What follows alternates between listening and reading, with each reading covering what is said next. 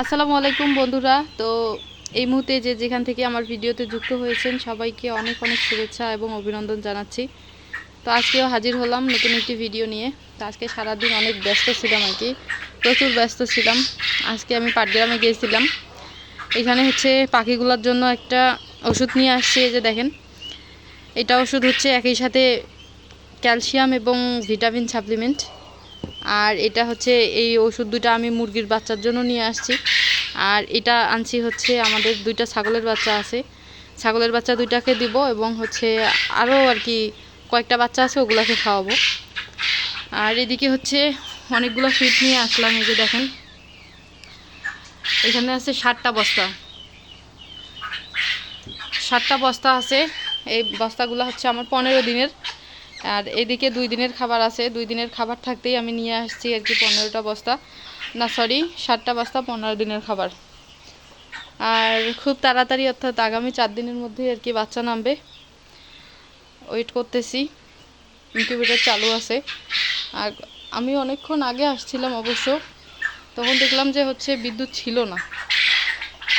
এই পাখির ঘরে ঢুকার আগে হচ্ছে কারেন্ট আসলো, ফ্যান চলতেছে। বর্তমান যা গরম, এই গরমে তো টিকা মুশকিল। অনেকগুলো পাখি ডিম দিছে দেখেন।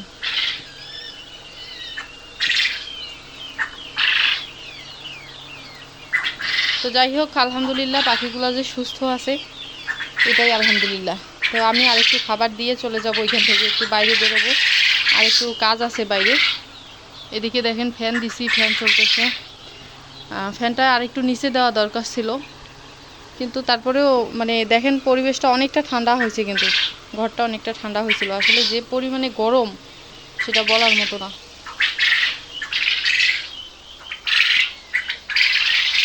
মুরগির বাচ্চা বেশ ভালোই কয়েকটা ফুটাইছে, এই জন্য আর কি ভাবলাম যে মুরগির বাচ্চাগুলোকে তো টিকাইতে হবে, প্রচুর গরম, এই জন্য সেলাই নিয়ে আসছি।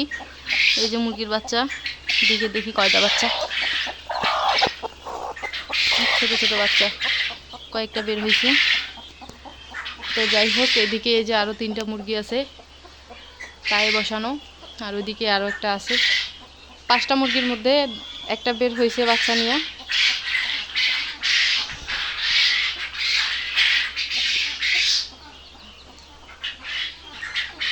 তো আজকে আর কি ভীষণ ব্যস্ততার মধ্যে আর গেল দিনটা, টায়ার্ড লাগতেছে অনেক। কি আর করবো, তারপরে উপায় নেই, আমাদেরকে তো কাজ করতেই হয় তাই না। আবার এই যে এত কাজ সামলানোর পর ক্লান্ত হয়ে যাই, তারপরেও আপনাদের সাথে ভিডিও শেয়ার করা লাগে, তাছাড়া উপায় নেই। যেটা রেগুলার কাজ সেটা করতে হবে। এটাতে অবশ্য আমার মানে তেমন একটা খারাপ লাগে না। তো চলেন দেখি ওইদিকে কি করতেছে আমার আব্বা। আব্বা আর মা, বিশেষ করে এদের দুইজনের যে আর খাটুনি হচ্ছে সেটা বলার মতো না, প্রচুর খাটুনি হচ্ছে।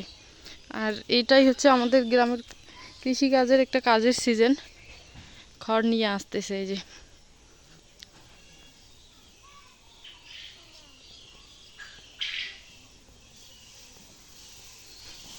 মাটির উপরতে দিলেন,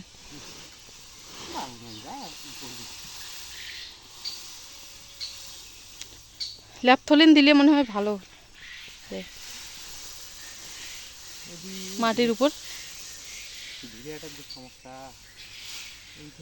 শক্ত করে একটা আল দিয়ে নেবে।